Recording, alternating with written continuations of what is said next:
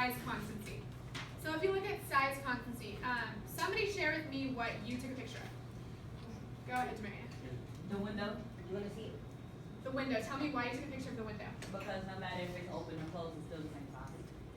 Okay, so even if the window is closer to you when it's open than it is when it's closed, it's still the same size. Okay, so Mia's got the picture on her phone. Perfect. So that is size constancy. Excellent. What about shape constancy? Ryan, what did you take a picture of? The bike. You know, the bike. Oh, the bike racks? Yeah. Why the bike racks? Because even like from the angles, it was still like a little curvy, like. Okay, so the shape stayed constant. So even when you looked at it from a different angle, the shape wasn't changed. Excellent. What about linear perspective? Mia? We took a picture of the this room outside the ramp. The ramp? Okay. Yeah, outside. And what happened to the ramp? What was happening? When you look at it from a certain angle, it's kind of like it's going like closer and closer to each other. Yeah, it's almost getting a vanishing point. So, do the lines of the ramp ever really touch? No.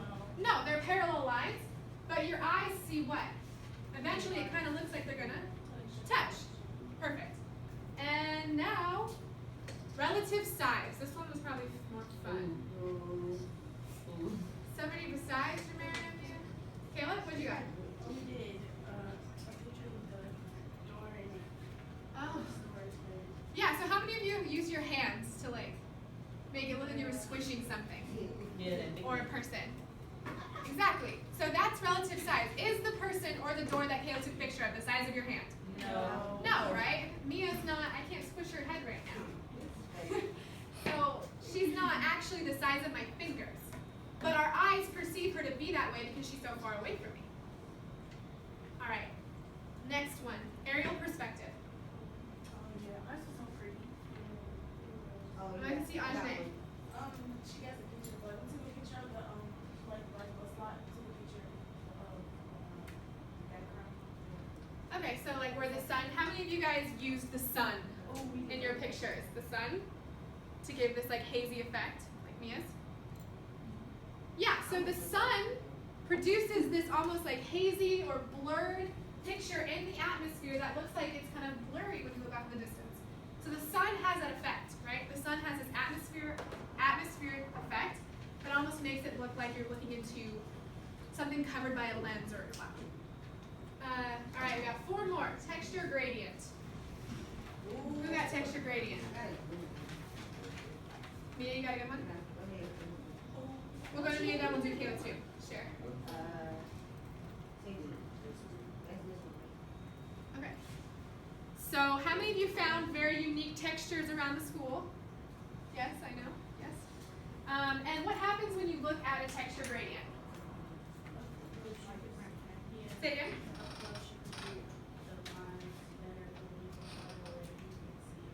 Yeah. Perfect. Excellent. So up close, you can see the pattern very distinctly. And then as Kayla said, as it gets further and further away, it becomes less and less distinct, so you can't really tell what's happening. Just like the picture on your paper of the cracked surface of the earth. So up close, at your feet, you can see that it's cracked.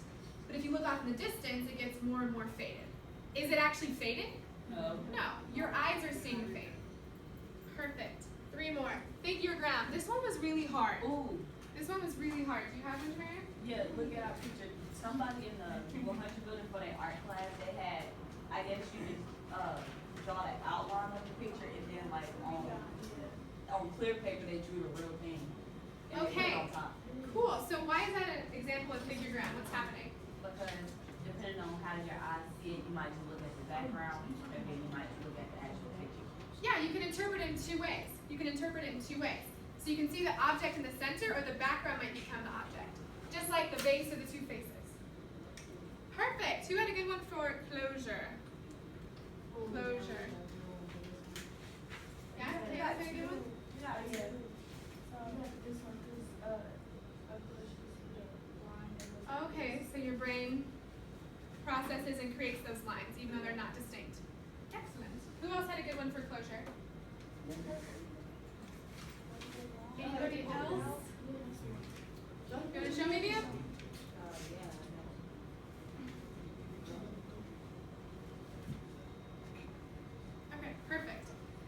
So in Mia's picture, I actually really like this one.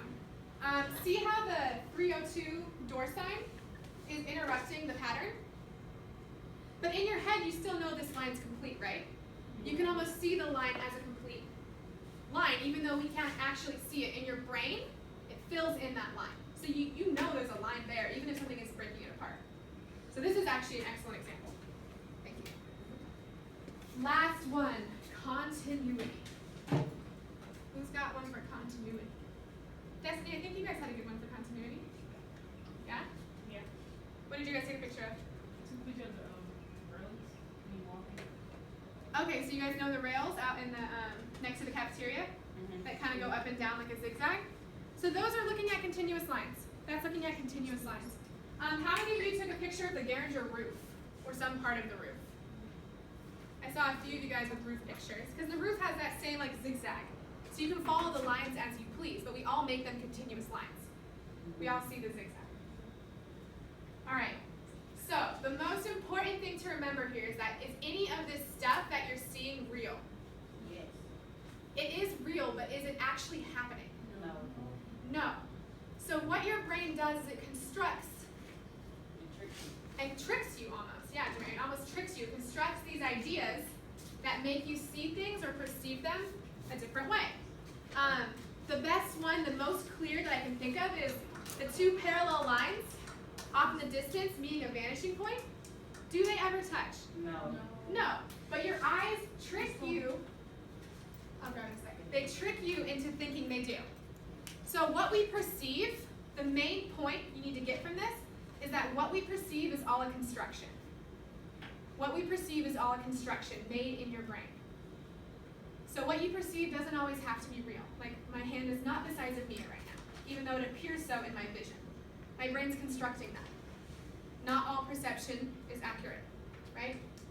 So we're gonna do a little activity. Did all of you get one of these flashcards? I have questions. No. Yeah, you have questions? So is this kind of like the same thing? But is this kind of like the same thing? Like, you know how people, when they see stuff, they think different. Like, some people might see like a black plant and they think like it's evil. So that's like based off of your environment. So like your social, cultural environment. You might perceive different symbols as bad or good. I know there's like a whole foundation that's like save the black cats because nobody will adopt them. Because everyone thinks they're bad luck. So black cats are the least adopted animals. I used to have a black cat follow me home every day. Yeah, so that's like based off of how you've been raised, like behavior you observe.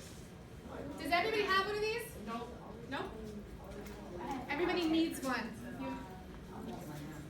Guys, all got a flashcard? I have extras if you need me to pass them out. Who needs one?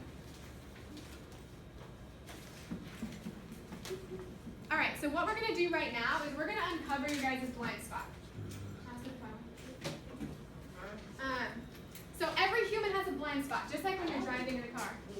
Oh, this is nice. Do Oh, you you guys have talk about when we put it in the middle of our face, we can't see. No, if you close your eye, close this eye, look at this, it looks like this disappearing. Yeah. So every human has a blind spot. We all have blind No, spots. push your right eye. So what you're going to do Push your left eye. is you're going to close your right eye. Yeah, disappearing. You're going to close your right eye. You need the cross to be on the left side. Oh. You're going to close your right eye. Sorry, cross on the right side. Oh my God. Yeah. Oh, cross on the right side. Cross on the right side. Look at the cross and don't look away from the cross. Pull the card closer to your face until the dot disappears. You have to go kind of slowly. It disappears when it's far away from my eyes. That's okay. Everyone has a different blind spot. You guys see it? It's My disappearing. cross disappeared. So if you And had it yours on the other reversed, side. that's because I had you switched on the wrong Yeah. side. I So thought how many of you are seeing your blind spot? I'm not. Yeah. So maybe you gotta move a little slower. Cover that right eye. You have to keep looking at the cross. You cannot look away from the cross. My dot disappeared right here. I don't have to pull it closer. I'm just blind. So what that means is we all have a blind spot. Every single one of us in our eye somewhere has a blind spot because our optic nerve can only take in so much light. So when one of your eyes is closed, it's taking in half the amount of light, right? So your optic nerve can't transmit those messages to your brain, so it looks like the dot is disappearing. The dot's not leaving the paper. I promise you that. It's still there. But when you do this activity, the dot looks like it's disappearing. So what we're going to learn about today is vision, what the different parts of the eyes do, and why that's important to psychology. So why it's important to know what the different parts of the eyes are, their functions, and also what does that mean? Like what are we perceiving? Yeah. What part of the eye make people blind? Any part can make them blind because they're all in charge of something different. So some parts help you see black and white, some help you see color, some take in light, some interpret the light. So they all work together to see Yes, how you see. they're like so- one big team. I'm sorry. So like if you did damage like your cones or rods, it could make you colorblind. Maybe not all the way blind. But you need every piece of the eye to see virtually.